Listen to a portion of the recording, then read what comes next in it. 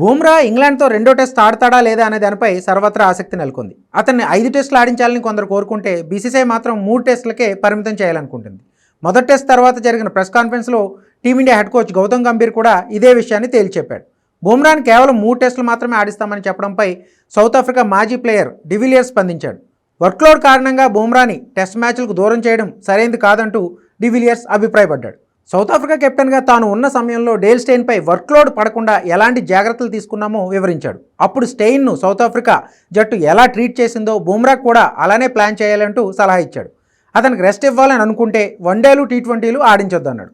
South Africa కెప్టెన్గా తాను ఉన్న సమయంలో డేల్ స్టెయిన్ని ముఖ్యంగా ఆస్ట్రేలియా, ఇంగ్లాండ్, భారత్ వంటి ముఖ్యమైన టెస్ట్ సిరీస్లోనే ఆడించేవాళ్ళమని గుర్తు చేశాడు.